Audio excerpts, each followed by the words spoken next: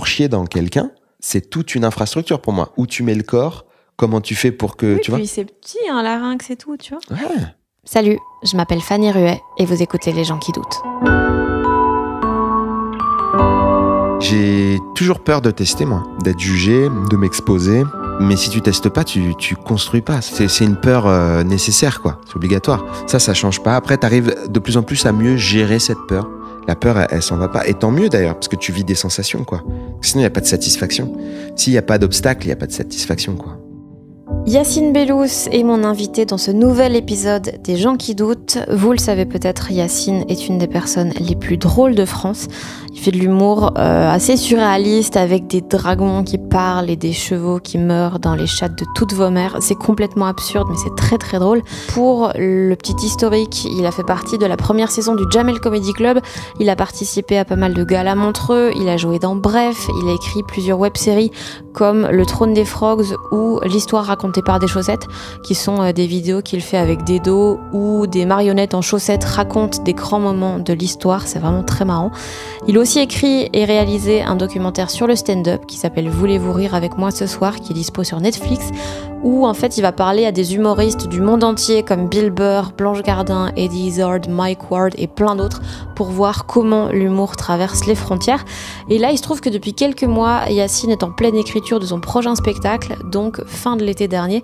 Je l'ai invité au Kings of Comedy Club à Bruxelles pour qu'on puisse rôder quelques blagues ensemble et forcément on en a profité pour enregistrer un épisode des gens qui doutent et parler de plein de trucs, de comment s'habiller sur scène, ce qui peut paraître vraiment bête, mais en fait c'est pas toujours facile d'être à l'aise dans ses vêtements et dans son corps sur scène, de son projet de triptyque de spectacle dont il a déjà sorti le premier volet 2021, d'écriture, de comment il a modifié certains sketchs pour les faire rentrer dans un spectacle qui a un fil rouge, de comment on écrit de l'absurde, de la peur de tester de nouvelles farces et de la façon dont ses blagues évoluent au fur et à mesure des scènes. On a aussi parlé de ses meilleures insultes, il est très très fort là-dedans, des prochains épisodes de l'histoire racontée par des chaussettes, de l'importance de reposer le cerveau du stand-up. Et il m'a raconté un des plus gros beats de sa vie en anglais dans un bled au fin fond de l'Allemagne où il était programmé entre un jongleur et un cracheur de feu. J'espère que ça vous plaira.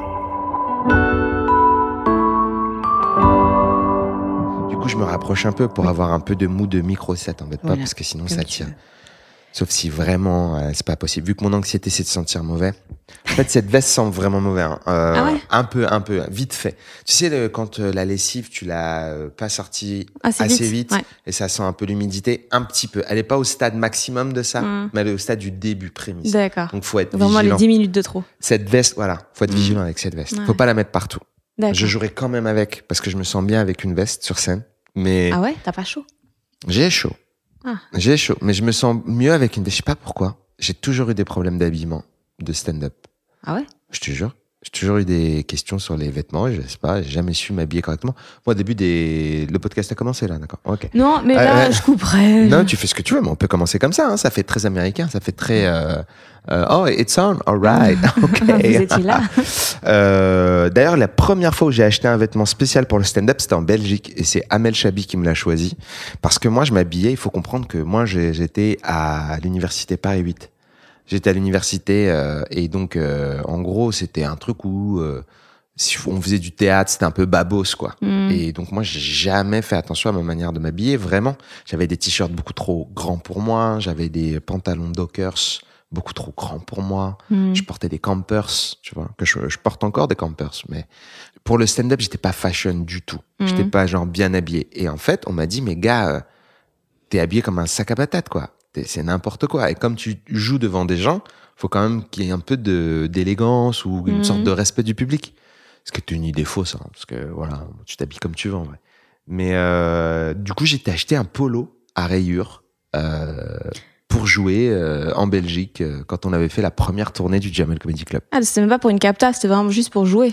C'était pour jouer, parce que vraiment les gens m'ont dit tu ne peux plus monter avec ces t-shirts Célio, c'est plus possible. Ah, un t-shirt Célio, ça va pas? T-shirt Célio, c'est interdit apparemment. Oh merde. Mais okay. En 2006, c'était interdit. Ah bah, mais t-shirt Célio, en général, les gens aiment pas Célio. Ah ouais? Ouais, ça a une mauvaise réputation, ça fait un peu, je sais pas, ringard et tout. C'est pas à la mode Célio, c'est pas hype du tout. J'avais compris. Moi, les captas, je suis toujours, ok, je vais faire un peu gaffe et tout. Puis quand je revois la capta, je suis comme waouh, ça va pas du tout. Hein. Ouais, hein. Ça va pas du tout. C'est dur de choisir des vêtements pour jouer. Mais en fait, je trouve que j'ai toujours l'air beaucoup moins à l'aise dans quels que soient les vêtements que je porte que les autres gens. Ils ont l'air de trouver ça tellement facile de juste être bien dans leur corps et bouger. Moi, je crois pas. Moi, je pense qu'ils bossent dessus et que moi, je crois pas que les gens ils sont détendus. Ah ouais? Non. Mais c'est comme plein de choses dans la vie. Ils veulent pas admettre qu'ils réfléchissent à ça. Mais en fait, ils réfléchissent tous de ouf. Ils se prennent la tête. C'est certain. Je crois pas que les gens sont naturellement détendus avec comment tu t'habilles dans la vie. C'est une galère. Moi, je suis jamais à l'aise avec mon corps. Je fais 1000 essais. J'essaye des trucs et j'ai pas beaucoup je sais pas comment dire. J'ai pas beaucoup d'options, quoi, dans ma tête. Il y a des gens, ils connaissent plein de boutiques, plein d'endroits, des créateurs, ils font des collabs. Tu vois, j'ai rien de tout ça, moi. Je suis vraiment en galère. Vraiment. Mais ouais, c'est hyper dur de s'habiller correctement sur scène. Et c'est, en plus, comme tu dis, quand tu essaies de bien t'habiller, tu deviens un personnage que t'es pas. Ouais, j'ai d'être un clown en permanence dès que j'essaie des trucs un peu... Quand je me revois, la dernière fois, je me suis revu sur un DVD du Comedy Club au Casino de Paris. J'avais une chemise noire avec un col, tu sais, col, pas col Mao, et un jean. Tout ça était pas à moi, en fait. On me l'avait passé parce que c'était une émission filmée. Et moi, j'étais là, mais ça n'a rien à voir avec comment je m'habillais à l'époque, tu vois. Aujourd'hui, le seul effort que je fais, c'est que j'essaye de mettre des vêtements que je porterais dans la vie. Parce que moi, j'ai pas envie d'avoir un personnage qui est pas moi, quoi. En vrai, t'es venu à Bruxelles pourquoi? Mais je suis venu beaucoup pour travailler un nouveau spectacle que j'aimerais bien faire pour le mois de décembre. C'est-à-dire que j'aimerais avoir une nouvelle heure en décembre 2022 pour un spectacle que donc j'appellerais 2022 a priori. Et l'idée, c'est d'essayer de continuer dans ma lancée d'écriture. J'ai fait un spectacle en 2021. Comme j'avais pas vraiment de titre, je l'appelais 2021. Les gens se sont un peu moqués, un peu dit « Ah, c'est cool, c'est rigolo. Bah, l'année prochaine, tu fais 2022. » Et j'ai dit « Bah, pourquoi pas ?» Et donc voilà, je suis parti là-dessus. Et ça va être une sorte de triptyque, a priori. Je vais peut-être, si j'arrive en fait à faire 2022, peut-être j'essaierai encore une fois d'en faire un autre. Puis... Mais tu vois, je ne sais pas, je reste modeste, t'as vu? Je doute, c'est le bon endroit. Je respecte vraiment le fait que c'est très très très possible que ce soit pas bien. Mais a priori, je vais pas lâcher l'affaire jusqu'à voir le résultat. Moi, j'adore ce que je fais en ce moment. Je trouve ça cool. Je suis content des retours que je peux avoir à droite, à gauche de copains. Après, il faut vraiment que je bosse et on s'en reparle en décembre, quoi. J'aime pas trop me projeter. Ça porte malheur, t'as vu? C'est de dire, ouais, je fais ça, après je ferai ça, après je ferai ça. Ça dépend, parce que des fois, le fait de dire ça tout haut, ça te force un peu à te bouger le cul parce que tu dis, ouais, sinon je vais passer pour un nul, quoi. Et c'est exactement ce que j'ai fait, à dire à des gens que je veux faire un nouveau show. Mais j'ai pas dit que je l'aurais et qu'il sera incroyable. Okay, ouais. À chaque fois, je précise, je sais pas ce que ça va donner. Mais par contre, c'est vrai que je me suis tout seul mis dans la merde à annoncer à tout le monde en janvier, ouais, je repars sur un nouveau show là. Je fais un nouveau show. Et vraiment, dans chaque conversation, je l'ai placé. Mais pour moi, pour me mettre en galère en fait, pour que je sois un peu obligé de le faire. Ok, donc tu ne marches qu'à la culpabilité, promesse, culpabilité. Ouais, ça marche bien la culpabilité avec moi. Ça fonctionne pas mal. Et 2021, il avait été écrit dans un contexte un peu particulier, vu que c'était après le Covid. Ouais. Et que t'avais écrit vite en sortant du Covid ou t'avais écrit pendant le confinement? Non, j'avais écrit assez vite. En fait, j'avais des bouts écrits précédemment que j'avais testé dans les soirées première fois, ou que j'avais même rodé un peu en 2017, 2018, mais des 3-4 minutes, 5 minutes par-ci, 2 minutes par-là. Et je les ai regroupés pendant le Covid parce que j'avais fait une captation d'un précédent spectacle.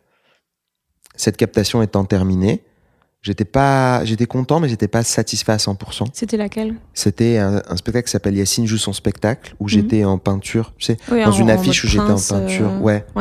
Et cette captation-là, elle était cool, mais pendant le Covid, comment dire, j'étais vraiment déprimé, quoi. Je savais pas ce que j'allais faire. Donc soit, comme il y avait pas beaucoup, il faut se remettre dans le contexte, on savait pas ce qu'on allait devenir.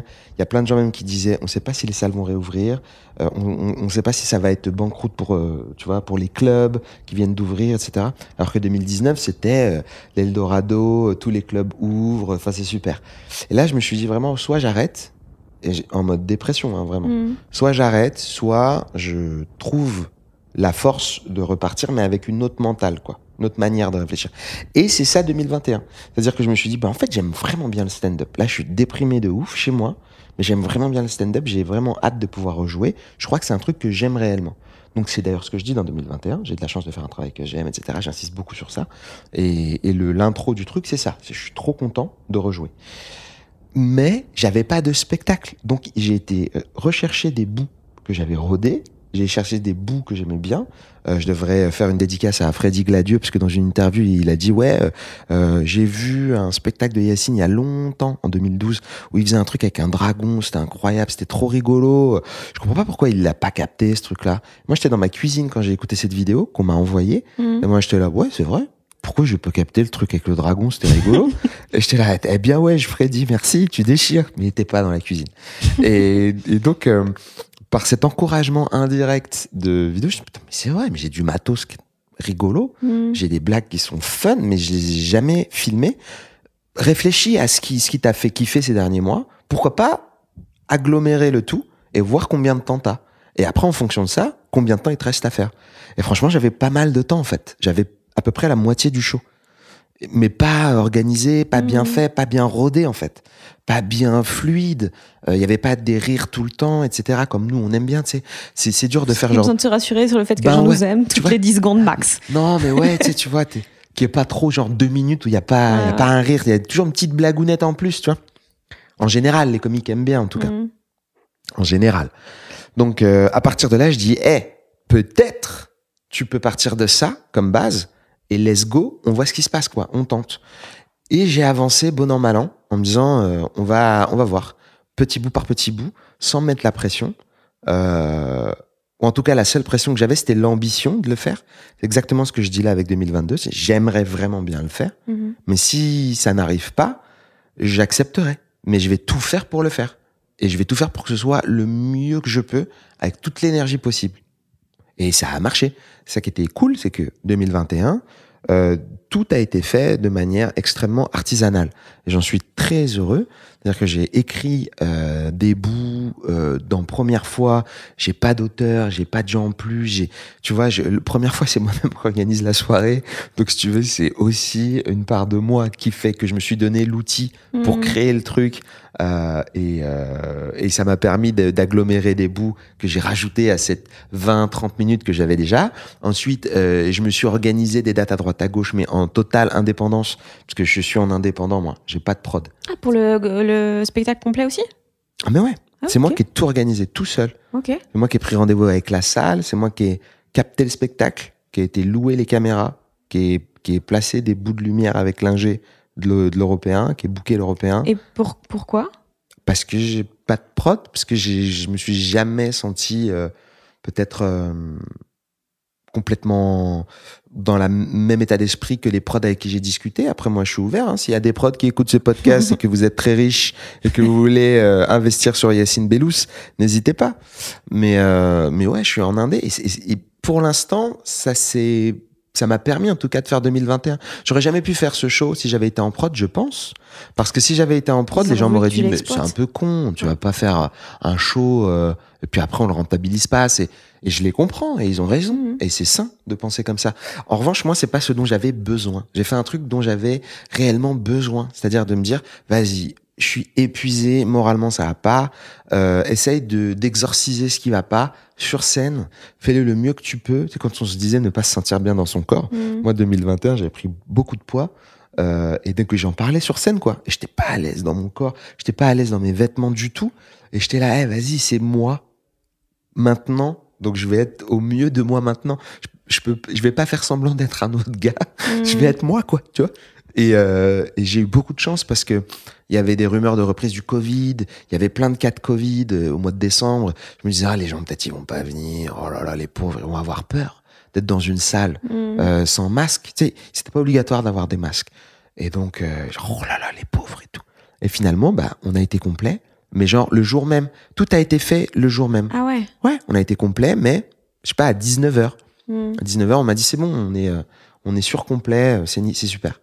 Alors j'étais super. On a capté le show, ça s'est passé correctement.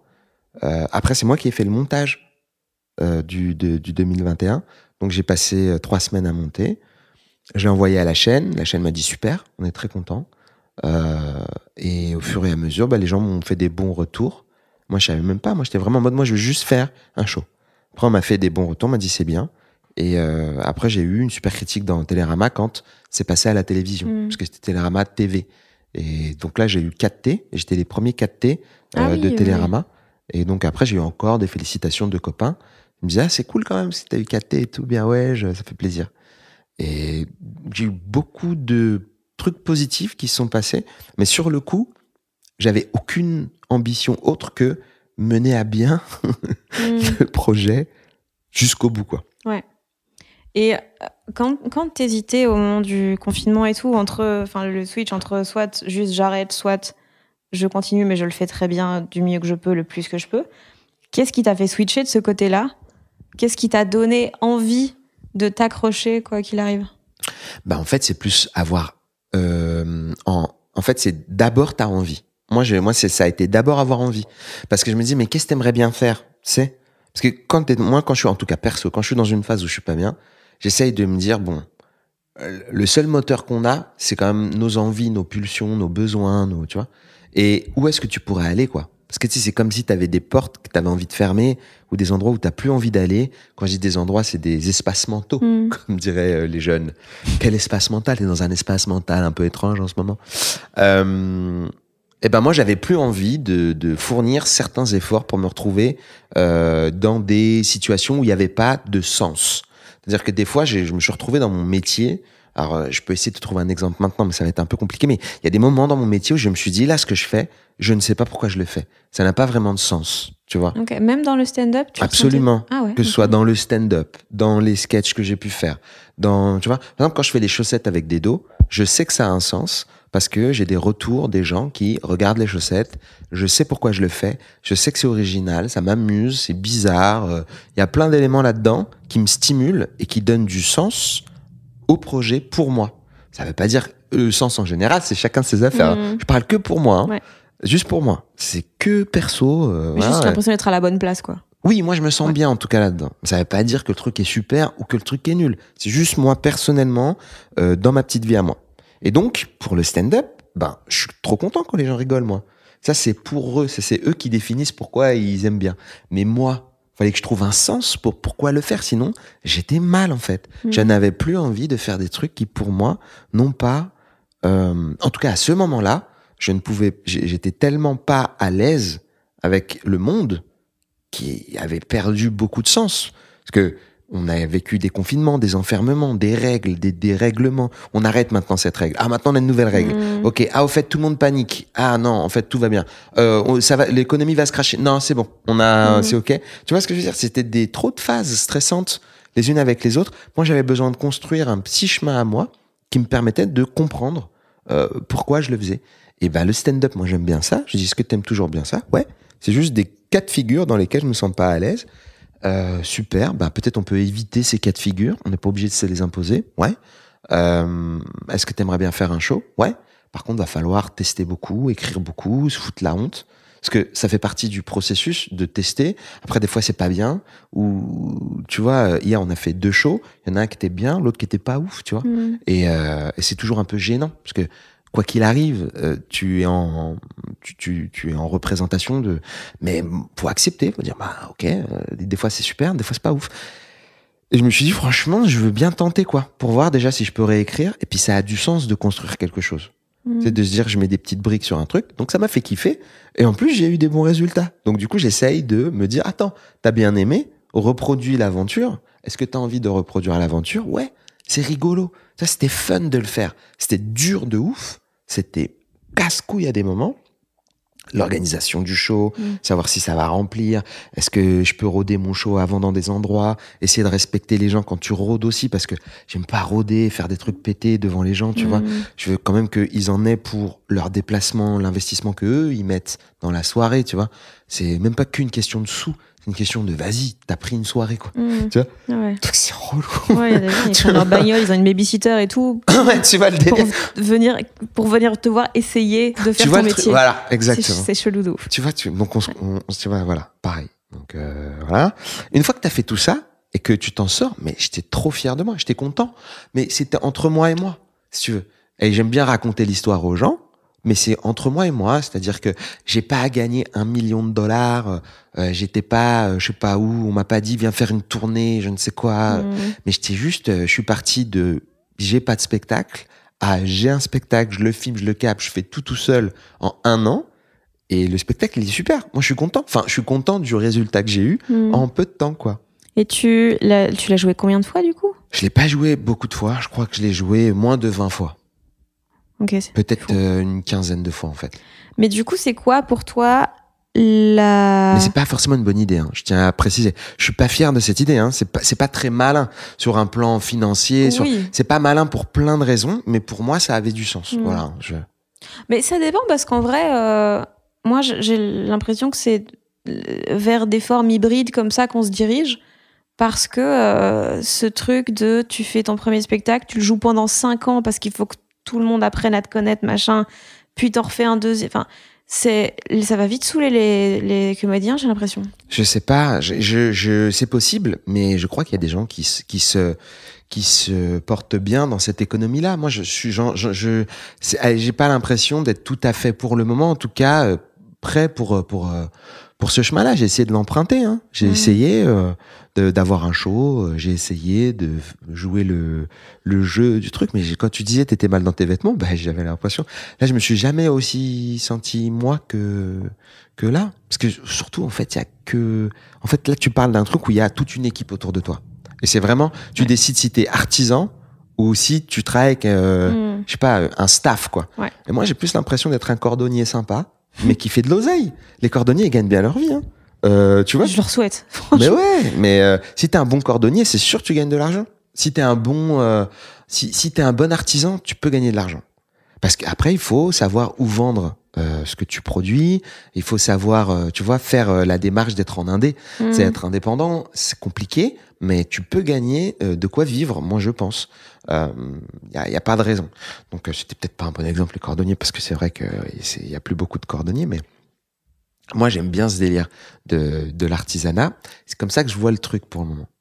Maintenant, je sais qu'il y a plein de gens qui kiffent avoir des prods parce que tu vas avoir plein de conseils, tu vas avoir un encadrement, mais tu vas avoir aussi plein de contraintes qui sont liées à l'argent, qui sont liées à des ambitions que tu comprends pas forcément. Puis il y a de la politique à l'intérieur de tout ça qui peut être très complexe à gérer si tu comprends pas.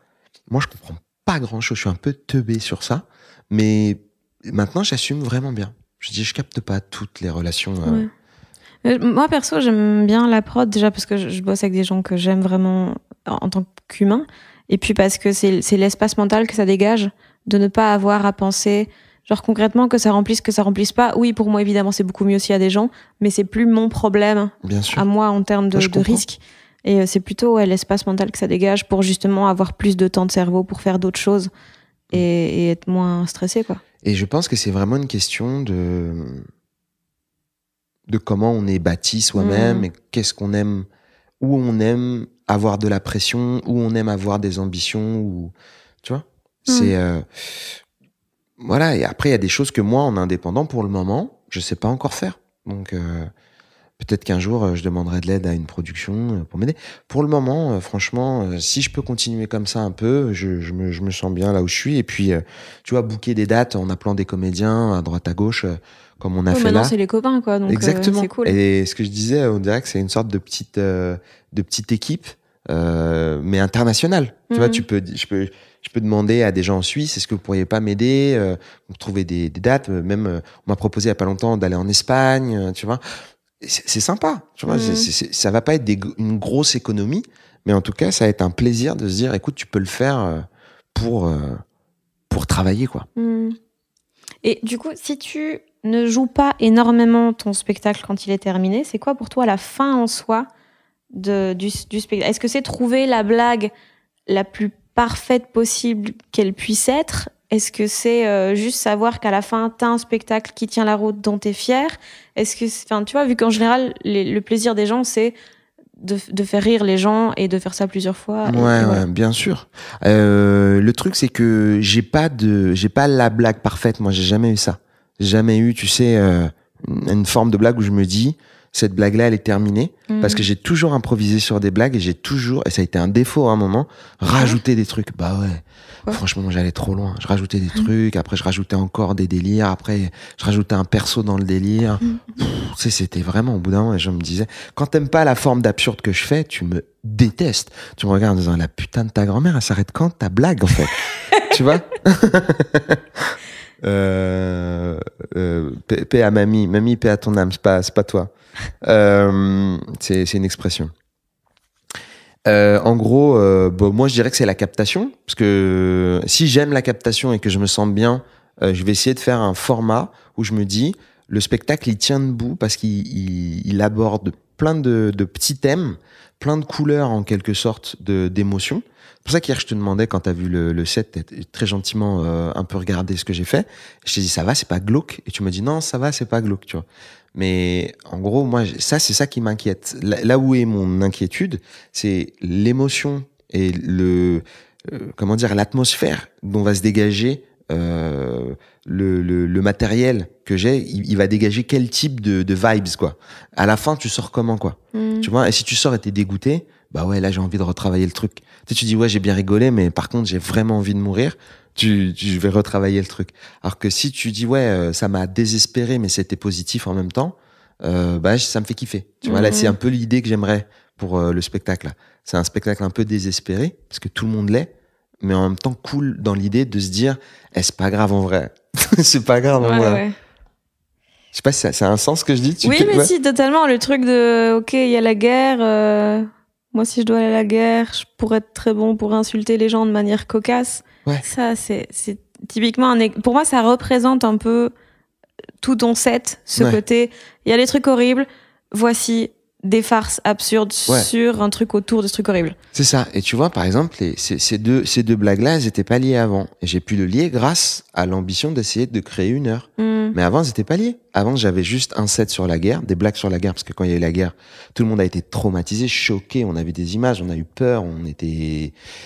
Donc moi, quand j'ai peur ou que je suis pas bien, je fais des blagues en fait. Et donc hop, je fais un petit truc sur les blagues. Le truc sur les insultes, c'est un vieux morceau que j'avais de 2 minutes de blague où je traite quelqu'un, où je dis je suis dans les chattes à toutes vos mères, tout ça. Et ce bout-là, je l'avais enlevé parce que les gens aimaient pas m'entendre dire des grossièretés. Et maintenant, ça va mieux. Maintenant, j'assume plus en fait qu'ils aiment pas. Moi, je trouve que cette blague, elle me fait rire. Donc je fais... Quoi, t'as trop un truc de trop gentil et donc quand tu dis des insultes... Je te jure, vraiment. C'est presque un handicap. C'est pour ça que je dis dans le spectacle, c'est bon, je suis pas sympa. Genre, c'est presque un handicap. C'est-à-dire que les gens, ils aiment pas quand je dis des gros mots. Je sais pas, ça marche pas avec ma tête. Je sais pas, mais on m'a fait des retours. C'est pas moi. C'est les gens qui viennent. Moi, j'ai toujours dit des gros mots, même dans ma famille. Enfin, partout, j'ai dit des gros mots tout le temps, moi. Et des grossièretés, des choses comme tout le monde, quoi. Et je sais pas, tu sais, il y a des trucs qui marchent pas avec ton, comment on appelle ça, ton emploi. Tu sais, c'est comme au théâtre, tu vois. Il y a je trouve les gens, ils ont des emplois. Moi, tu me mets dans un film pour que je fasse un mec très costaud, genre qui casse la gueule à tout le monde. Bon, va falloir quand même que j'apprenne des chorés bien précises. Si tu pourrais, je vais pas être crédible tout de suite, je vais pas être vraisemblable. Et apparemment, c'est pas vraisemblable que je dise des tas de gros mots. J'en sais rien. Ils aiment pas ça, les gens. Ouais, mais tes insultes, elles sont quand même toujours tellement bizarres que ça va, je trouve. Voilà. Mais oui. Donc, voilà. Donc, du coup, je garde les insultes bizarres, tu vois. Moi, si je t'entends dire connasse, je trouve ça bizarre. Ouais. Si je t'entends dire je suis dans les chattes à toutes vos mères, ça va. Là, je me dis ça, c'est mon Yacine. ça, je savais que j'allais le trouver là. Non, mais tu vois, et voilà. Et ce que je voulais dire, c'est que en essayant d'écrire le spectacle, moi, ça m'a plu de dire, ok, il y a ce truc où j'insulte quelqu'un ou des gens. À la base, cette blague, elle était avec des super-héros. Je disais, ouais, j'aime pas les super-héros. En fait, je trouve qu'ils exploitent mal leur pouvoir. Par exemple, Batman, moi, si j'étais aussi fort que lui, je kifferais insulter les méchants avant de me battre avec eux, tu vois. Parce que ça ferait un moment jouissif de tu te défoules.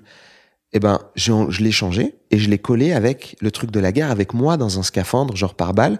Et ça me fait taper des barres. Parce que vu que je sais pas me battre, mais j'ai juste une qualité, et ça sous-entend l'idée que notre peuple en France, même s'il y a des gens qui n'ont pas la capacité d'affronter, c'est en tant que peuple qu'on devrait affronter un ennemi extérieur. Et pas seulement l'armée, genre Dieu merci les gros bras, heureusement qu'il y a des gens qui savent tirer, tu vois. Je trouve que c'est trop valoriser la violence.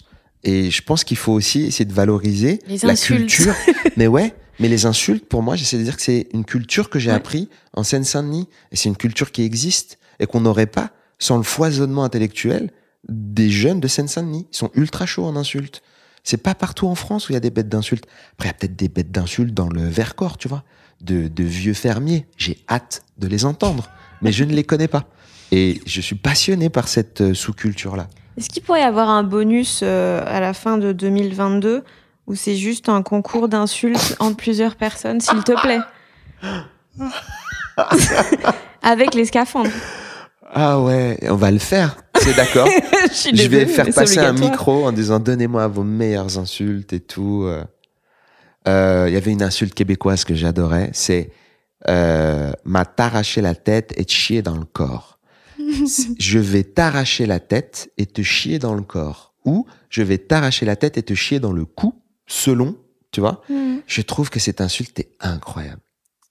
C'est à la fois très violent, à la fois gratuit. Et à la fois pas très propre.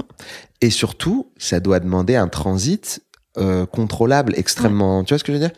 Parce que pour chier dans quelqu'un, faut avoir envie d'y être. C'est toute une infrastructure pour moi. Où tu mets le corps, comment tu fais pour que... tu puis vois c'est petit, un larynx et tout, tu vois. Ouais. Donc, pour ça que cette insulte, il y a énormément de questions avec cette insulte. Et donc, t'es obligé de faire bugger la personne, quoi. Ouais. Ça bug. L'autre va pardon, mais... T'auras plein de problèmes, déjà. T'auras un problème de fluide de ouf si tu m'arraches la tête. Il y aura du sang partout, mec. Ouais. Il y aura vraiment du sang partout. Un petit jet, mais un peu comme les toilettes de je sais pas où, là. Où t'as toilettes japonaises. Qui te nettoie directement. Là, t'es nettoyé par le sang et c'est... Voilà.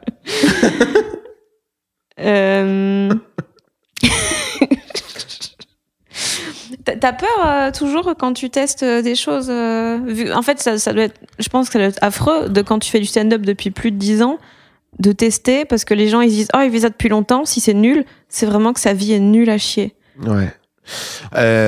J'ai toujours peur de tester, moi. J'ai toujours peur de tester et j'ai toujours peur de refaire des bouts qui sont neufs, que j'ai pas bien rodés.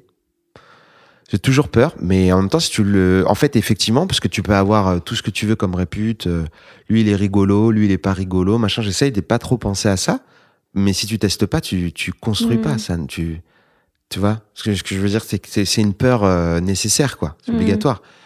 Mais c'est vrai que c'est paniquant, c'est surtout que c'est inconscient, donc une fois que, même si raisonnablement tu te dis, ouais, c'est bon, ça sert à rien d'avoir peur, parce que, voilà, j'ai quand même peur d'être jugé, de m'exposer. Ultra peur, ouais, ça change pas. Après, t'arrives de plus en plus à mieux gérer cette peur. Mais la peur, elle s'en va pas. Et tant mieux d'ailleurs, parce que tu vis des sensations, quoi. Parce que sinon, il n'y a pas de satisfaction. S'il n'y a pas d'obstacle, il n'y a pas de satisfaction, quoi. Si c'est genre, au bout de 2 ans de stand-up, tout ce que tu dis, c'est marrant, c'est un cauchemar, je pense. Ça s'appelle l'enfer. T'arrives sur scène, tu dis bonsoir. Mais et l'autre jour, j'étais dans un canapé. Mais je pense que c'est le cas de pas mal d'humoristes connus. Sérieux? J'ai l'impression qu'il y en a, les gens sont plus contents juste de les voir que d'entendre leurs blagues, en fait. Ah ouais? J'ai l'impression que quand des grosses stars... Moi, je suis pas sûr d'être dans le même ressenti par rapport à ça, parce que je pense que même quand t'es vachement connu, t'as un temps de grâce, tu sais, de quelques minutes, genre 5 minutes. Mais après, si t'es pas marrant, tu peux... C'est pour ça qu'il y a eu des humoristes connus qui ont fait des passages et des spectacles même qui se sont pas... comment dirais-je, super bien passés, quoi. Que c'était pas des spectacles qui cartonnent. Il y a des humoristes connus qui marchent pas des fois. Sinon, tout le monde marcherait tout le temps. Tous les connus marcheraient tout le temps. J'ai l'impression que les connus, une fois qu'ils sont connus, juste ils continuent à être connus. Bah, moi, je pense qu'il faut qu'il soit rigolo. En plus, moi, j'ai déjà vu des gens vraiment connus.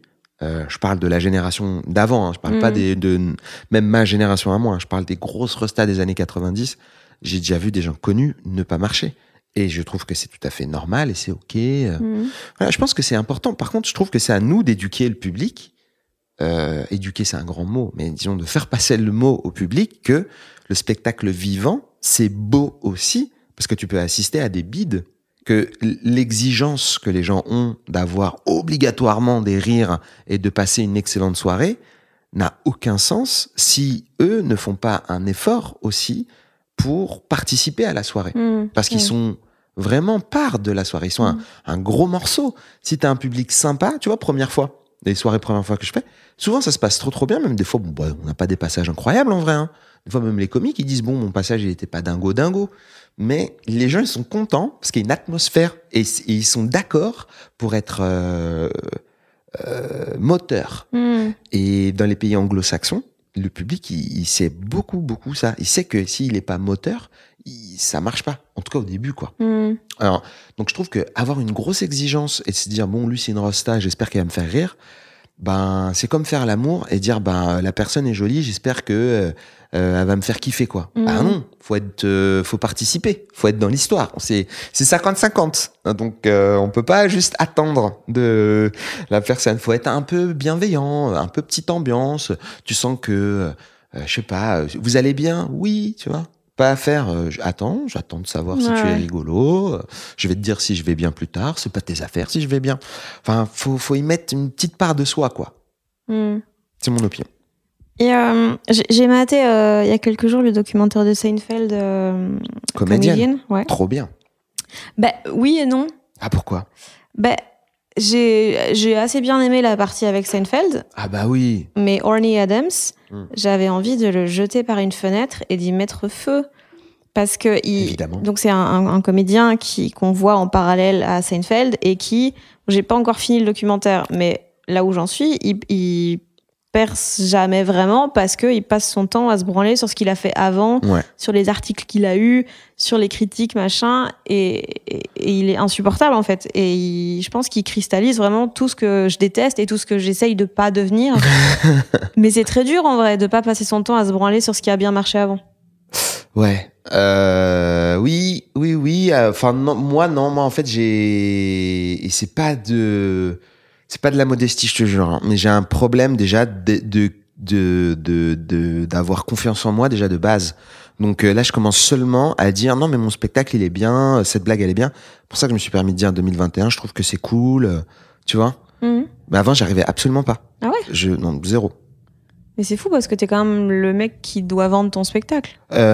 Oui, mais j'arrivais pas à kiffer en disant j'aime mes blagues. J'ai jamais dit des trucs que j'aimais pas, tu vois. J'ai jamais vendu un truc que j'aimais pas, mais j'arrivais pas à me la raconter sur tel ou tel fait que j'avais fait. Et c'est avec le temps que j'ai appris, voilà. C'est avec le temps. Voilà, c'est vraiment pas de la fausse modestie, je te jure. Mais c'est juste pour dire que c'est aussi un chemin, ça prend du temps. Et je pense que Orny Adams, au-delà de son arrogance, je pense c'était une des personnes qui était le plus triste au fond de lui. Il était tout douteux. Tu sentais bien qu'il allait pas bien. Tu vois, c'est quelqu'un qui allait pas bien. Mais c'est la cristallisation de toutes les insécurités du monde, ce mec. Exactement. Tu vois? Alors que Seinfeld, lui, il est totalement détendu par rapport à lui-même. Il est bien, il est sûr de lui. Tu vois, en fait, moi je disais que ce documentaire il est génial. Moi je le recommande à tout le monde, ceux qui veulent connaître le stand-up, pour la partie justement avec Seinfeld. Effectivement, c'est vrai que t'as bien fait de préciser ça, parce que tu vois Seinfeld qui recommence à écrire en partant de zéro et tout. Tu vois ses doutes, etc. C'est super beau. Après Orny Adams, je trouve qu'ils ont pas été très honnêtes avec lui. Je pense qu'il y a eu beaucoup de montage qui a été fait en sa défaveur. J'espère. Moi je pense sincèrement, j'ai pas la preuve de ça. Mais je pense qu'il y a eu beaucoup de choses qui ont été faites en sa défaveur, que le gars, certainement, est un peu relou, mais c'est impossible d'être insupportable à ce point-là et de traîner avec Georges Shapiro ou des gens connus comme ça, d'avoir autant de stage time, autant de place. Je pense pas, en tout cas, tu vois. Et je crois que ça a complètement niqué sa carrière pour de vrai. Maintenant, il écrit apparemment pour des séries, etc. à Los Angeles.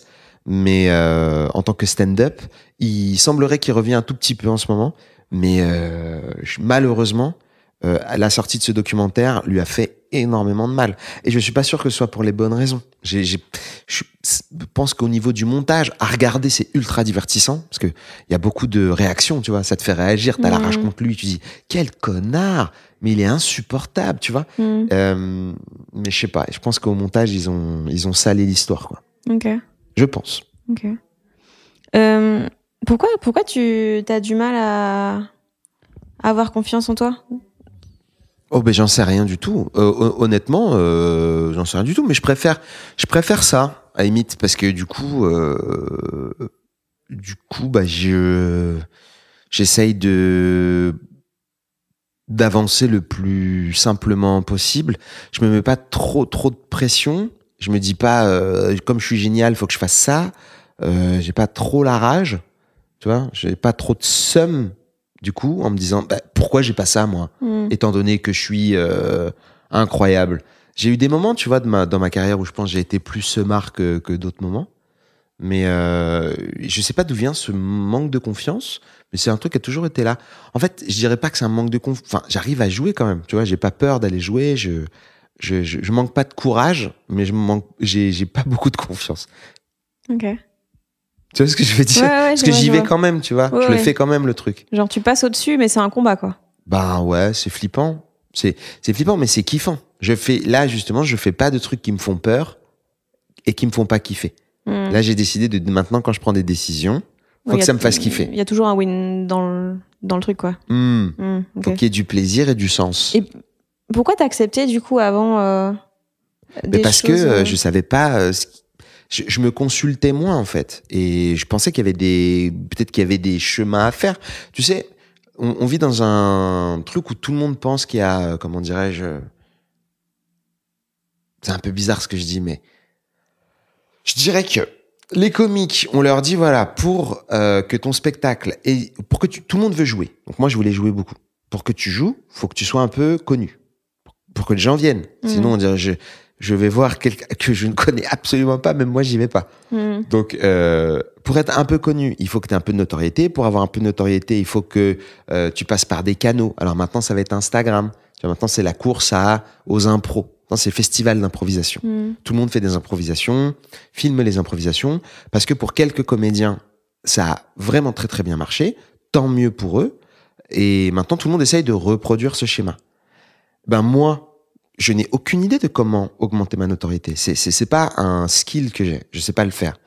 Mais si j'avais été en prod et qu'on m'assène plusieurs fois par semaine, gars, faut faire des improvisations. Il y a que comme ça qu'on peut y arriver. En ce moment, c'est comme ça que ça marche. Au bout d'un moment, peut-être que j'aurais cru cette personne en disant, vas-y, je sais pas comment on fait.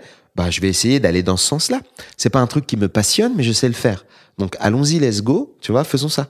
Donc, tu vois, c'est dans ce chemin-là que je peux aller me perdre dans un endroit où je suis pas contre. Je trouve aussi que dans l'autre sens, n'écouter que soi et faire exactement que ce qu'on veut quand on veut, c'est débile aussi. Faut trouver un entre-deux entre le monde extérieur et tes envies. Mais voilà, c'est compliqué de se positionner bien là-dedans. Ok. Pourquoi on fait du stand-up, tu penses, en général? Parce que d'un côté, j'ai l'impression qu'il y a un truc très égoïste de j'ai des insécurités, j'ai besoin de me sentir aimé, je vous fais rire. Et il y a un truc que j'ai beaucoup senti dans le documentaire que t'as fait, c'était sur rassembler les gens, trouver un truc commun, un truc qui nous rassemble et tout ça. Et donc... franchement, je sais pas trop en vrai pourquoi on fait du stand-up, mais je pense que oui, ça répond en partie, le fait de vouloir ressentir une approbation, une validation, le fait de se sentir accepté. Alors, aimer, c'est un mot où tu peux mettre énormément de définitions, c'est très compliqué. Mais ouais, effectivement, les deux choses que tu as dit, elles peuvent marcher ensemble. Hein. Rassembler les gens et se sentir apprécié ou validé, ou juste avoir le plaisir d'être sur la même longueur d'onde que des gens. Moi, je sais que ce qui me plaît, c'est de me sentir compris. Parce qu'il y a beaucoup de moments où dans la vie, j'ai pas réussi à exprimer les choses, ou j'avais pas cette sensation de me faire comprendre simplement. Et plus j'ai des idées cheloues, bizarres, absurdes, et plus les gens rient, plus je me sens compris et ça me rassure vachement. Et puis, ça me plaît aussi de pouvoir d'avoir un métier qui est à côté des autres métiers. C'est un métier qui est assez étrange et qui est assez en marge, si tu veux. Quand tu vends du fréon, par exemple, t'es dans l'industrie du fréon, mon pote. T'es dans le fréon game. Ça veut dire que tu connais le gaz, t'es dans un système. Tu vois l'impact que tu peux avoir. Nous, dans le côté artistique et le fait de pouvoir s'exprimer et de donner des émotions aux gens, on n'a pas autant de catégorisation que ça. Si tu veux, on nous dit pas, voilà, vous êtes telle industrie. Alors que finalement, on est une grosse industrie qui rapporte beaucoup d'argent, qui a son poids dans le PIB, tu vois. Mais il y a le plaisir d'avoir un métier qui est à côté un peu de la société. Parce que c'est de l'artisanat. Et t'es pas dans une industrie énorme comme la grande distribution. Ça, pour moi aussi, ça a un impact. Avant, je calculais pas ça. Maintenant, j'aime bien voir ma petite place à moi dans la société. Ok. C'est vrai qu'on fait des trucs avec 0 matière première. Bah ouais. J'avais jamais pensé à ça. Après, on utilise de l'électricité beaucoup. À mon avis, on a un bilan carbone un peu nul, tu vois. Oh, sûrement. Mais ce que je veux dire, c'est que on est un peu sur le côté. Et s'il y a bien des gens qui ont une position un peu hybride, un peu bâtarde, c'est nous, quoi. Plus que les musiciens, même. Parce que nous, on est vraiment, je pense, en termes de spectacle vivant, un des trucs les plus... qui a le plus de vitalité en ce moment. Le stand-up a beaucoup de personnes autour de lui qui nourrissent, qui organisent des soirées. Ouais, j'ai l'impression que c'est beaucoup plus simple aujourd'hui d'être dans le stand-up que d'être dans la musique, quoi. Absolument. Avant, je me disais que, tu sais, il y avait tous ces bars, il paraît, dans les années, je crois, 60, 70. C'était cool, les cabarets, tu vois. On entendait les histoires. Ouais, il y a lui qui a commencé à la guitare. Tu vois, des trucs un peu cool, un peu indé. Après, les groupes de rock, tu vois, dans les garages et tout. Bah, stand-up, je trouve que c'est devenu le nouveau truc un peu indépendant. T'as besoin de pas grand-chose. Il y a plein de bars où il y a un petit coin scène qui était certainement avant, dans les années 60, pour la musique. Et ben maintenant, c'est pour des gens avec des micros, quoi. Et puis une grosse enceinte, un micro, ça y est, c'est réglé. Ouais. Comment on écrit... comment tu fais pour écrire de l'absurde ? Est-ce que... J'ai pas de méthode. Je pense que c'est chacun ses inspirations. Et je pense que moi, c'est un humour qui m'a fait rire. En plus, je sais même pas définir très bien absurde. À un moment, je disais, je fais du surréalisme et tout. Maintenant, je dis plus rien. Je dis, c'est bon. Je sais pas, parce que je sais pas très bien le définir. Genre, si je savais, je serais trop content. Mais comment on pourrait définir l'absurde ?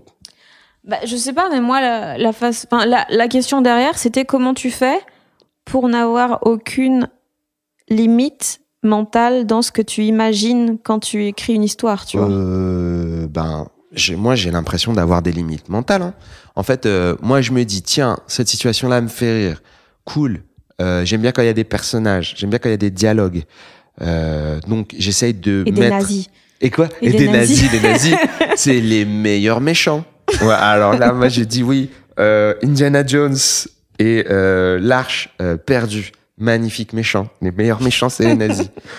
Hellboy, magnifique nazi à l'intérieur. Franchement, c'est les meilleurs méchants. Donc ouais, moi j'ai grandi avec ça dans les années 90, c'est aussi pour ça. Donc ces références-là, elles ont un impact émotionnel pour moi. C'est vraiment beaucoup lié à l'affect en fait que j'ai pour ça. Et donc, si tu veux, moi, c'est pas tellement absurde dans ma tête. Je me dis, c'est rigolo de faire parler les objets, les bidules, les animaux et tout. Donc, je tente de raconter quelque chose qui pourrait être fait en dialogue, mais tout seul, avec des personnages. Quand j'ai vu Eddie Izzard faire ça, ça a été quelque chose, je me suis dit, waouh, cette personne arrive à créer tout cet univers-là. Donc, c'est un chemin où je peux continuer à aller, je ne me trompe pas. Et donc, c'est devenu ma référence principale. Parce que avant, c'était compliqué de le voir en stand-up, ce genre d'humour-là. En France, en tout cas. Et puis les choses qui m'amusent réellement, c'est les Monty Python, c'est les nuls qui faisaient des blagues complètement débiles. Mais j'adore les blagues pas absurdes aussi, tu vois. Mais voilà, j'essaye de pas me limiter quand j'ai une idée. Et les idées, elles pop vraiment sans j'ai pas de méthode de création d'idées, quoi. C'est vraiment, j'essaye d'écrire Et l'inspiration, ben, ça vient des fois ça vient pas. Par contre, j'essaie de mettre une discipline dans l'écriture, au moins une fois par mois, d'écrire un certain nombre de blagues, etc. Ah ouais, t'as des... pour j'ai première fois. Ouais. Donc en fait, je me suis... première fois, elle a été vraiment créée pour que je me sorte les doigts du cul, quoi. Parce que sinon, j'étais complètement irresponsable en termes de création. Et c'est un peu, encore une fois, ça revient à l'artisanat, c'est de se dire, bon gars, t'es une petite usine à blagues, faut que tu produises. T'es pas affilié à une grosse industrie, t'es pas coté en bourse comme certains gros comiques énormes qui rapportent des centaines de milliers ou des millions d'euros. Mais par contre, t'as ta petite usine à toi, t'as ton petit truc, c'est un atelier. Donc les matières premières, c'est les idées qui t'amusent, que les gens vont pas rigoler. Tu les apportes, des fois tu dis des blagues et ils disent dégage de là avec ton histoire, on s'en fout. Ok, ça vous fait pas rire. Moi je pense que c'est marrant. Je vais retourner travailler. Tu recraftes le truc, tu travailles dessus, tu changes des mots, tu rajoutes caca-prout, tu reviens avec des mots rigolos. Ah, ok, c'est bon, ça passe mieux. Tu vois, et ça c'est possible parce qu'on l'a déjà fait dans le passé. Là où j'ai pas confiance en moi, j'ai hyper confiance seulement parce que je regarde le fait que je l'ai fait dans le passé. C'est pas parce que je me dis, ah, je suis marrant. Je me dis pas ça. Franchement, quelqu'un vient me voir et me dit, mec, tu pues la merde, t'es pas marrant. Je dirais, t'as totalement raison. Parce que pour toi, je suis pas marrant. C'est totalement le cas. C'est réel, quoi. Pour le gars, je suis pas marrant. Donc, je peux pas me dire que je suis marrant.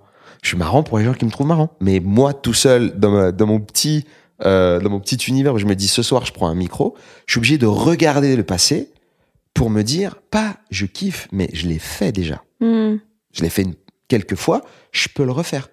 Il y a pas de raison, tu vois. Quand je fais une omelette, je me dis pas, putain, comment je vais faire? Je dis, gars, j'ai déjà fait une omelette. On va refaire les mêmes moves, on va voir, tu vois. Ok. C'est un peu comme ça que je me rassure. D'accord. Si tu veux ma technique de rassurage. Ok, mais donc t'arrives à te poser vraiment devant une feuille et te dire, ok, maintenant j'écris en 10 minutes. Ouais, mais j'ai énormément de mal. Mais pas vraiment comme ça. En fait, je me dis, il faut que je pense à mon 10 minutes, il faut que je réfléchisse comment, mots-clés. Des fois, je rajoute quelques blagues en plus, une fois que c'est fait, vraiment écrite. Mais je peux pas me dire, je me mets devant une feuille, j'écris tout de A à Z, chaque blague. Je ne peux pas. Je sais que je trouve des choses drôles, ça m'amuse, et bien souvent, sur scène, il y a une part d'inconscient, hein, il y a une part mystique, hein, je sais pas si t'es d'accord, mais oui, tu vois, il y a un tu sais truc... pas d'où ça vient, mais... Ah ben voilà. Et ça, je pense que c'est dû à la peur. Ouais. Tu vois? Bah voilà, super. Parce que tu réalises à quel point tu vas être une merde si personne rigole, donc t'es obligé de trouver. Exactement. Moi, bien souvent, ma première blague que j'ai écrite, elle est absolument nulle à chier. Je dis ma première blague, alors que je crois qu'elle est drôle, hein, évidemment. Je dis, vraiment, j'insiste, je pense que c'est drôle. J'arrive, je suis sûr que c'est drôle.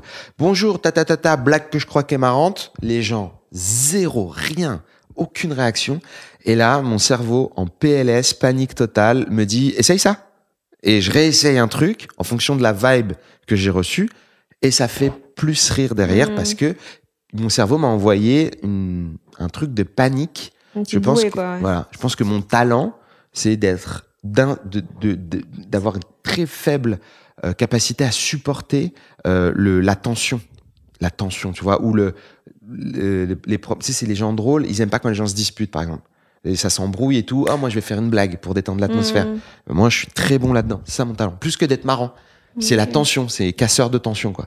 Il y a une tension. Ah, merde. Ils se regardent en disant, mais c'est de la merde, ce qu'on voit. Qu'est-ce qu'on fait ici? Ok, c'est bon, ça va. On a reconfiance maintenant. Ça y est, on a reconfiance.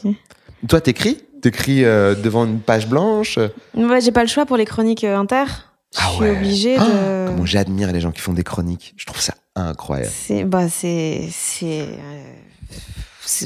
horrible, en fait. Quand tu penses à juste l'idée de devoir présenter chaque semaine 3-4 minutes de trucs que t'as jamais testé de ta vie, c'est horrible. Exact. Mais en fait, c'est un peu comme ça. C'est genre, ok, je l'ai déjà fait plusieurs fois et c'était bien. Et j'étais vraiment contente du résultat pour quelques chroniques. Bah, peut-être ça va faire la même chose, quoi. Et est-ce que généralement, t'es contente avant de dire la chronique? T'arrives à être contente avant? Ou c'est une fois que t'as fini la chronique et que t'as un retour sur ta chronique que t'arrives à être contente parce que finalement, l'impact que t'as eu était positif? Ça dépend parce que des fois, je suis contente de chroniques et elles marchent pas du tout. Ouais. Et des fois, je trouve que c'est pas ouf et en fait, je les vends assez bien dans le delivery pour que ça passe et donc c'est... D'accord. J'arrive à être contente, mais des fois, c'est pas bien je quand comprends. même. Donc ça dépend très fort. C'est pas genre... Enfin, moi, ça me fait hyper peur de les courants d'humour un peu alternatifs, dans le sens où si ça marche pas, tu le sens 1000 fois plus fort. Genre si tu pars dans un truc un peu absurde ou un peu glauque, assumé ou n'importe quel. Si les gens ils accrochent pas, tu dois te sentir encore plus seul. Ouais, bah oui. De ouf, parce que t'as osé faire un truc différent et personne te suit là-dedans. Ouais. Est-ce que du coup t'as déjà eu des hésitations à aller au bout de ton sketch parce que... Bah oui, mais après, c'est à toi de choisir, quoi. En fait, en gros, soit tu restes avec la blague que tu connais et tu restes avec cette blague et voilà. En fait, ça dépend pourquoi tu fais les blagues, quoi. Moi, je dis, si t'aimes bien ton idée, à un moment donné, faut essayer, en tout cas, de la défendre, quoi. Voilà. C'est un peu ce que j'essaye de faire là. Bien sûr, il y a des fois où je me dis, oh, c'est relou de faire des bides, hein. C'est relou les gens rigolent pas. Voilà, mais en même temps, refaire le même set marrant tout le temps c'est aussi très relou, tu vois. Donc il faut tenter. Alors des fois j'y arrive pas. Des fois j'ai pas assez de courage et je reste sur ma petite piste verte. Je fais mes petits mouvements de ski tranquille, voilà. Puis des fois je dis vas-y c'est bon hors piste quoi, on y va, on tente le truc. Tu vois par exemple hier dans le deuxième show, la fin que j'ai pas envie de raconter pour pas spoiler le truc, mais la fin, les gens ils m'ont pas suivi. Sauf que moi, j'ai éprouvé beaucoup de plaisir à la dire, mais par défi. C'est-à-dire qu'à ce moment-là, j'étais pas là pour savoir si c'était marrant. J'étais là pour savoir si j'allais la tenir, si j'allais bégayer, si j'allais baisser les yeux, si j'allais dire, OK, vous avez raison, si j'allais faire une remarque sur moi-même en disant, c'est pas marrant. C'est non, les gars. Je pense sincèrement que ça a de la valeur. Je vais vous le proposer. C'est une proposition artistique, OK, on fait ce qu'on peut. Je suis désolé, tu vois. Si ça vous fait pas rire maintenant, je vais pas réinventer un truc pour que, je sais pas, je vais pas le sortir je vous donne 3 € chacun, si vous voulez. Par rapport, non, mais sérieux. je vous rends 3 € de la somme que vous avez pas gaulerie, les amis. Par contre, je vais vous le dire en ayant la foi à fond et j'y crois et je savais bien qu'ils me suivaient pas. Et à la fin, ils ont applaudi parce qu'ils ont compris mécaniquement qu'il y avait une fin mécanique, mais ils ont pas du tout kiffé ce passage. Et moi, ça a été le highlight de mon moment parce que je me suis dit, je peux défendre ce bout-là. Je peux le défendre. J'ai suffisamment la foi dans ce morceau pour le défendre. Parce que quand tu pars en hors-piste et que les gens ne te suivent pas, comme tu le disais, t'es seul. C'est le désert. Ça ressemble à pourquoi je fais que des analogies de manga. Dans Dragon Ball Z, à un moment, il y a la salle du temps. As-tu entendu parler de ce manga? C'est un endroit où, en fait, ils vont s'entraîner. Ils ont un ennemi très dangereux à affronter. Sangoku, tu sais, c'est des combats, tu vois. Dragon Ball, c'est des trucs de guerriers, ils se battent. Dans les airs. Voilà, tu vois. Et puis... Et ça dure 3 épisodes pour un combat. Des fois même, bien plus. Et là, il y a un ennemi, il est hyper dur à battre et tout. Ils savent qu'il est hyper dur à battre et qu'ils n'ont pas le niveau à ce moment-là. C'est la catastrophe. Parce que s'ils vont se battre contre cet ennemi-là, malheureusement, ils meurent. Et si eux, ils meurent, tout le monde est foutu, quoi. Parce que la planète Terre, contre cet ennemi dangereux, c'est terminé. Donc, ils décident d'aller dans un endroit qui s'appelle la salle du temps pour s'entraîner et pour glow up, pour updater leur force. Et donc, pendant qu'ils s'entraînent, le temps s'arrête ? Pendant qu'ils s'entraînent, en fait, une seule journée passée dans la salle du temps pour nous, et dans cette salle, c'est 1 année. Ah ouais. C'est-à-dire qu'ils vont faire 1 an d'entraînement de bâtard en une seule journée. Du coup, l'ennemi est en train de foutre la merde partout, il tabasse tout le monde, il détruit tout, personne l'arrête pendant 24 heures encore. Et eux, pendant 24 heures, mais cette salle, il n'y a rien. Tu rentres dedans, c'est tout blanc et le temps passe lentement et c'est relou et c'est épuisant. Et c'est ça que tu ressens quand tu fais un bide, c'est la salle du temps, il n'y a rien. C'est la galère, c'est un entraînement, t'essayes de réfléchir à comment tu peux faire quelque chose de mieux et le temps passe lentement. Ok. C'est la meilleure analogie de bide que j'aurais à proposer en 2022. Est-ce que ton documentaire, le fait de rencontrer plein de gens de partout, ça a changé ta façon de bosser ou de voir le stand-up ? Pas vraiment le documentaire, mais tous les voyages que j'ai faits, qui m'ont inspiré le documentaire, ça a quand même changé ma façon de voir le stand-up parce que ça m'a beaucoup encouragé à être indépendant. Parce que j'ai vu qu'en Angleterre, ils n'avaient pas du tout les mêmes manières de procéder. Ils marchaient beaucoup avec des managers et des tour managers. Et donc, en fait, le système, c'est souvent Il y a un artiste qui est là, il y a ton tour manager qui va booker la salle, qui va faire de la promotion, qui va t'avoir une PR, une presse-personne là, et ils prennent 20%. Donc c'est rien à voir avec la France. C'est-à-dire que je sais pas comment, en fonction des productions, les contrats, les gens en France, les comiques peuvent être salariés, etc. En Angleterre, c'est extrêmement libre. En même temps, je trouve que c'est peu 20%. Et donc tout le monde est très très libre tout le temps. Et ils organisent tout en 2 secondes. Et ils sont très réactifs et malléables. C'est ce que j'ai vu en tout cas. Donc ça m'a beaucoup impressionné. Le festival d'Édimbourg que j'ai fait, où j'ai joué 1 heure en anglais pendant 26 shows, à chaque fois j'allais voir des shows en plus, ça m'a vachement impressionné parce que j'ai vu des gens qui arrivent en t-shirt dans des salles d'amphi de fac, reconverties en salles de classe, mais pleines. C'est des célébrités, tu vois. Par exemple, une fille comme Sarah Kendall, qui était tout le temps sold out, qui était tout le temps complète, elle raconte des histoires. Mais il y a quasiment pas de blagues, quoi. Il y a genre 5 ou 6 blagues. Et elle raconte des histoires et c'est passionnant. Et les gens sont à fond. Et je me suis dit, non, mais une autre forme, encore plus basique que le stand-up, peut attirer du monde. Il y avait un mec qui faisait des poèmes de comédie, qui était hilarant. Toutes ces formes-là m'ont beaucoup plu. On voit des choses qui sont des essais et qui sont artistiquement assez engagés. Et en France, je te parle de ça, c'est en 2014. En France, en 2014, on n'en était pas vraiment à des essais engagés, artistiques, étranges. On était encore aux blagues misogynes, je pense. Je pense aussi. Ouais. Mais ça évolue, ça avance. Et je pense qu'il y a tellement de passionnés de stand-up et d'art de scène que les choses vont évoluer et que tout le monde a envie que ça évolue en plus. Donc c'est cool qu'il y ait des chemins vachement différents les uns des autres. Et l'Angleterre, aller en Estonie, me retrouver dans une BMW avec la vitre brisée, fêlée, dans la neige, faire confiance à un gars que je ne connais pas pour aller dans un show qui est dans une boîte de nuit. Non, c'était en Lettonie en plus. C'est-à-dire que l'Estonie, c'est un peu plus funky.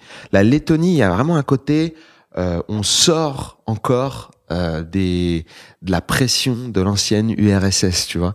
Aller là-bas, jouer, que ça se passe super bien, me taper des bars avec eux, et jouer en anglais et faire rire des gens de là-bas, ça m'a pas, je me suis pas dit, waouh, c'est incroyable.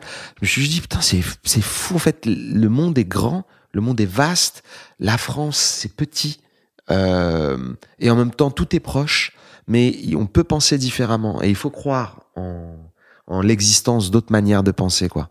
C'est un truc qui est dur à se rappeler quand t'es à fond dans une promotion et que tu dois enchaîner tous les trucs avec ton attaché de presse. Mais c'est un truc qui existe. C'est ça qui m'a changé par rapport à ça. Et le fait de jouer en anglais, ça te donne envie d'essayer de jouer un peu plus à l'international par la suite ? Je l'ai fait pas mal, hein. Moi, j'ai été dans beaucoup de pays. Par contre, avoir une carrière financièrement viable, ça, c'est un autre paire de manches parce c'est des investissements. Moi, j'ai joué, en tout, j'ai fait 18 pays, en français et en anglais. Donc, du coup, moi, je suis très content de me rappeler ça. J'aime bien me dire que je peux rejouer dans des pays en anglais quand j'aurai envie, parce que j'aimerais bien faire une captation d'un show en anglais, par exemple, dans le futur, pour avoir une trace de ce que j'ai fait. Mon anglais, il est correct, mais il est pas incroyable, tu vois. Mais ouais, ça m'a vachement plu. Après, j'ai essayé à un moment donné, j'avais un agent à Londres, j'avais des représentants là-bas.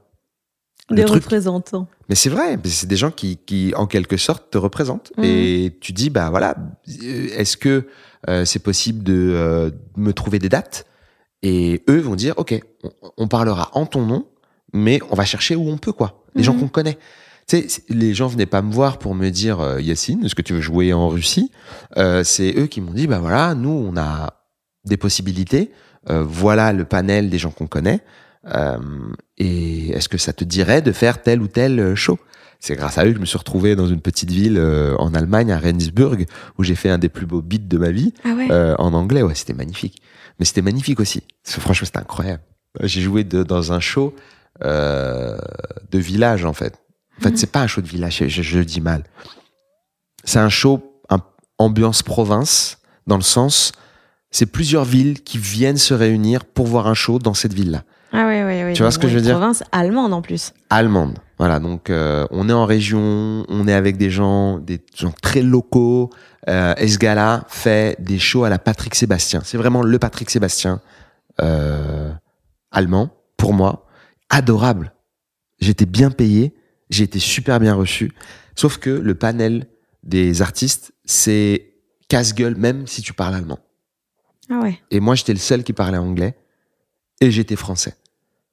Donc, j'ai fait mon passage. Vraiment, les gens m'ont dit non, merci. C'est très gentil. Hein. Ils ont été très polis. Mais ils m'ont dit c'est très gentil. Mais voilà. J'ai pas senti de colère ou tu vois. Mais parce que il y avait un cracheur de feu. Ok. Il y avait un clown. Il y avait quelqu'un qui jonglait, tu vois. Ouais. Il y avait un comique allemand, effectivement, mais qui semblait faire du cabaret politique. Il y avait une drag queen qui était déguisée en alien avec un iPad sur le torse, avec, tu sais, la queue dans Alien 3, et avec des lasers partout sur le corps, des lasers verts qui étaient envoyés, et il y avait de la fumée, donc tu voyais les lasers verts. Et sur les tétons, sur le pénis, enfin l'endroit que pour moi, pénis, sur le pubis, elle avait un laser rouge. D'accord? Donc drag queen qui chante méga bien, chante ultra bien, qui fait des notes de ouf. C'est super, mais c'est tellement différent de tout le monde que c'est vraiment un truc de cabaret. Et moi, je me marie mal avec ces moments de cabaret. Même quand je vais dans des soirées d'humour, même à Paris, où c'est un peu trop cabaret, ça va, où ça parle trop avec les gens, où on est trop en mode, je sais pas comment dire, one-man show, un peu à l'ancienne, ben, s'ils comprennent pas et s'ils aiment pas une personne qui parle tout seul et qui leur adresse la parole et qui parle un peu de choses avec une énergie un peu plus basse, ça passera pas. Ouais. Okay. Mais j'ai kiffé, hein. Donc voilà, donc j'ai vécu des expériences cheloues. T'es quand même plutôt quelqu'un d'introverti. Ouais. Du coup, ça t'a coûté beaucoup de faire un docu où justement tu vas parler aux gens, tu vas vers eux, ou est-ce que le fait que ce soit codifié, c'est beaucoup plus simple? Ben, en fait, ça coûte pas trop d'aller parler à des humoristes parce qu'ils sont eux-mêmes très chelous. Donc en fait, comme tout le monde est chelou dans l'équipe, en fait, on se connaît. Et c'est ça qui est bien que tout le monde dit. Moi, je me sens toujours à l'aise à parler à des comiques parce que ils ont des problèmes mentaux, quoi. Ça va pas, mais c'est ok. Ça va pas, mais c'est ok. Et on est tous bizarres, mais on est gentils dans le fond parce que tu vois, quand tu parles avec eux, il y a pas de protocole trop compliqué. Au bout de quelques minutes, t'as les mêmes bases que tu peux avoir avec des humoristes belges, français, etc. Et dans le podcast, j'ai eu la chance d'interviewer Bill Burr, et c'est ce qu'il disait sur l'Inde. Il a été en Inde, et il disait, en bout de quelques minutes, il a eu l'impression d'être avec des humoristes comme aux États-Unis, quoi. Même ambiance de loge. Tout le monde se pose les questions, genre, vous aussi aux États-Unis, vous avez des gars, ils remplissent des salles super grandes, mais tout le monde est d'accord pour dire que c'est pas du tout normal que ce gars-là soit aussi connu alors que ses blagues sont éclatées au sol. Et c'est fou, quoi. T'as les mêmes conversations. Ok. Et j'ai quelqu'un sur Twitter qui demandait, parce que quand j'ai dit que je faisais un podcast avec toi, qui demandait pourquoi t'aimes Bill Burr alors que c'est un peu un des humoristes qu'on aurait tendance à opposer à toi. J'ai l'impression. Ah ouais? Ouais. Wow. Je sais pas pourquoi on l'opposerait à moi. Mais moi j'aime bien Bill Burr parce que c'est quelqu'un, je pense, qu'on a chié énormément pendant sa carrière. C'est quelqu'un qui commençait en 1992 à New York. Et de tout ce que j'ai entendu dans sa manière de raconter sa vie, c'est quelqu'un qu'on a vraiment, vraiment bavé, quoi. Et j'aime bien les axes qu'il a, qui sont très provocants. Et je trouve qu'il est extrêmement doué pour tenir des foules, quoi. Moi, je l'ai vu quand j'avais fait l'interview, justement. J'ai vu faire des trucs avec la foule que j'ai jamais vu personne d'autre faire. Alors, moi, j'étais le voir dans un endroit où il y avait beaucoup de blancs. Que des blancs dans la salle. Et je sais plus, il disait un truc très gratifiant pour les blancs. Tu vois, un truc genre... je sais plus ce qu'il a dit en vrai, hein, tu vois. Mais c'était genre un truc où les gens pouvaient se sentir bien dans leur peau d'être blancs. C'est un truc, je sais plus quoi. Pour les faire kiffer un peu. Et tout le monde dans la salle, t'avais une réaction de, tu sais, rigoler un peu à la blague en disant, ouais, j'avoue. Et après, il leur a mis une balayette. Et c'est vraiment la première fois que j'ai entendu une foule rire. Et rire en même temps de se dire, ah ouais, quand même, on est des connards, on est vraiment des grosses de mer. Tu sais, de faire un mouvement de haute vague de plaisir et de faire, ah ouais, tu vois. Ouais. Et moi, je le trouve hyper fort. Tu vois. Donc, moi, j'aime bien Bill Burr. Après, je peux comprendre que c'est quelqu'un qui trigger énormément les gens. Ça, vraiment, je l'entends, je peux comprendre.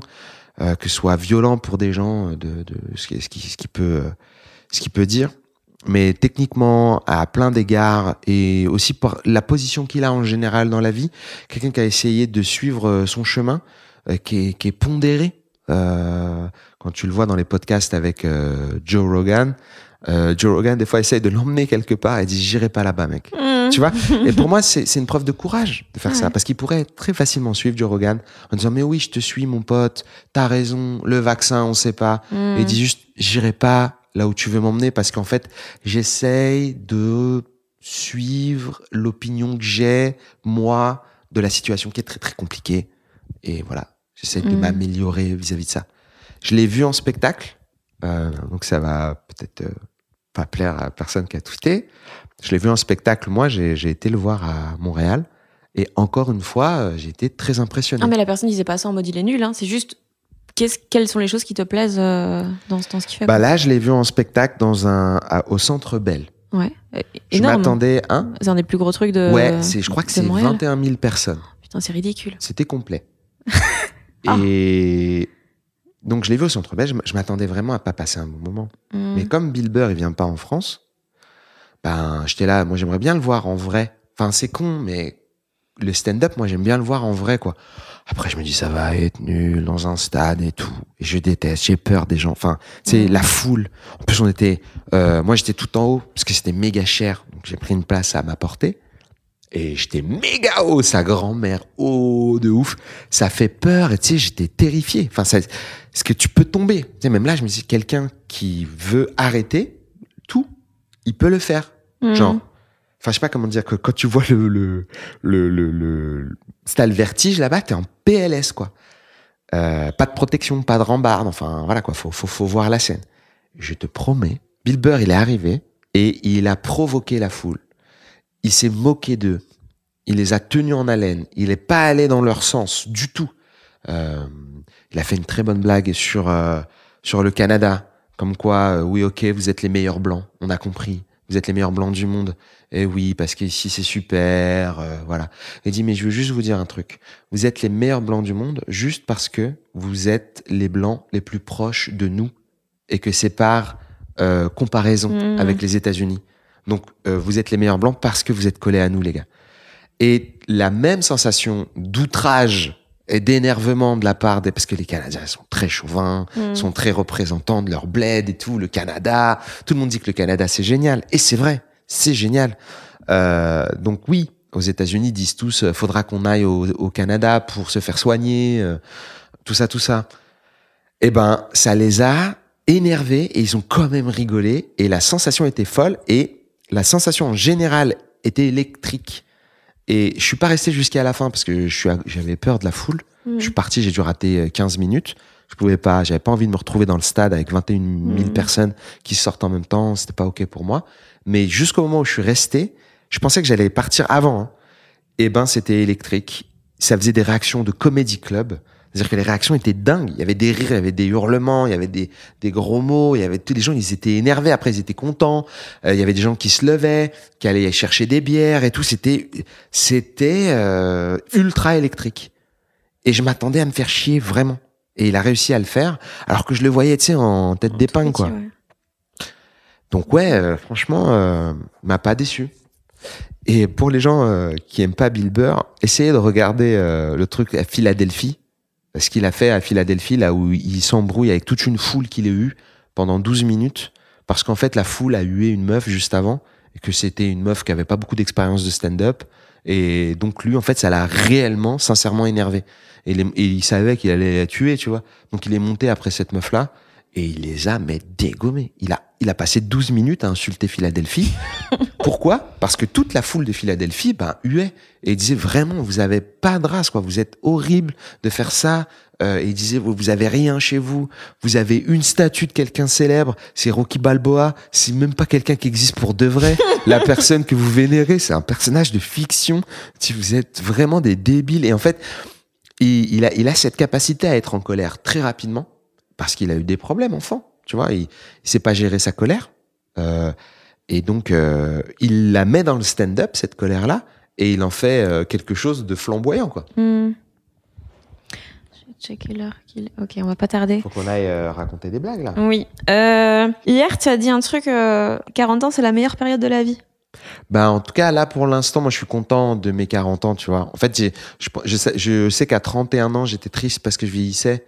Et là, à 40 piges, franchement, je suis très content. J'ai des cheveux blancs. Je fais un métier que j'aime beaucoup. J'ai des potes.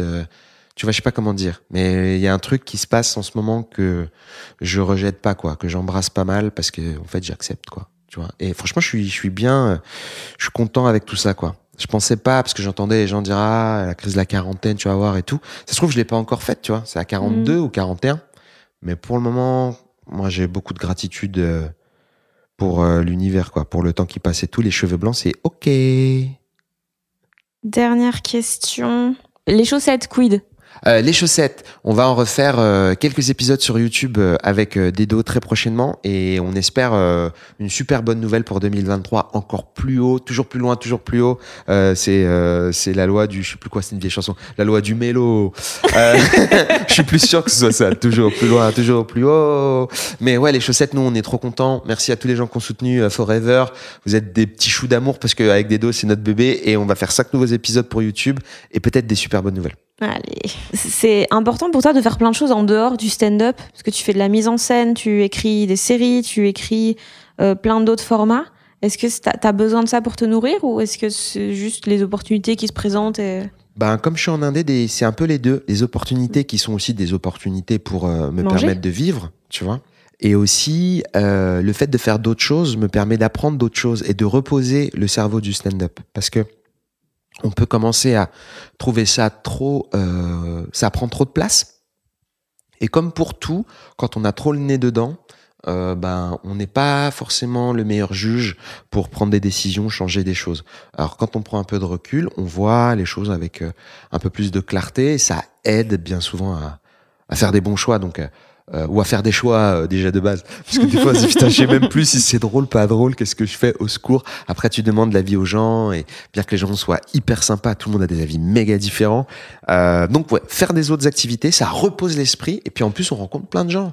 C'est trop bien. Moi, quand je fais de la mise en scène, j'apprends le boulot d'autres gens. Enfin, tu sais, ça calme, quoi. Calmos avec les blagues. Vous êtes cool, les gens des blagues, mais tranquille. Il y a plein de métiers qui sont durs. Et puis moi j'adore évidemment donner des ordres. En plus j'aime pas ça. Mais des fois les gens ils aiment bien quand je m'énerve. Quand j'ai fait Montreux là. Quand tu, tu sais, les gars, on se concentre là. Tu tiens ton parapluie. Ah ouais. Tu fais le tourner. Ouais, exactement. Après, il voulait en faire un sketch, tout. C'était marrant quand tu t'es énervé. Je dis, ouais, mais moi, j'étais en PLS parce qu'il y a l'équipe du son, de la lumière. On a un temps prédéfini et tout. Après, si on rate le salut, on se fout la honte. J'étais là, non, bon, vous faites tourner parapluie en haut, d'accord? Chacun s'auto. Et tout le monde se moquait de moi. Mais c'était Rama. Franchement, c'était Rama. J'aime bien. J'avoue, c'est stressant. Et ça peut révéler des mauvais côtés de moi-même. Moi, quand je suis trop stressé, que j'ai trop peur, je peux être vraiment cassant et relou, tu vois. Mais en vrai, j'aime bien faire de la mise en scène, j'aime bien faire de l'écriture, j'aime bien aider les gens, j'aime bien faire des masterclass. Ça me plaît beaucoup de faire ça et en plus, ça me permet d'avoir d'autres sources de revenus. Donc les deux ont du sens pour moi. Ok, cool. On va faire des blagues. Hein. Eh ben, let's go. On va raconter les blagues, les gens. Suivez-nous sur Instagram. Hein. On est super marrants. Suivez Fanny Ruel, suivez Yacine Bellous. On va rigoler, les amis. On a des blagues incroyables qu'on prépare ce soir pour l'année prochaine. On va publier des vidéos d'impro. Ah ouais, nous, c'est les impros. Nous, c'est les impros et l'actu. On est dans les impros et l'actu. Allez!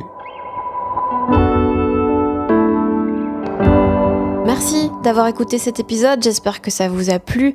N'hésitez pas à vous abonner aux gens qui doutent pour n'en rater aucun. Et puis évidemment, ça m'aide énormément si vous mettez des étoiles, des commentaires sur Apple, Spotify ou si vous partagez le podcast.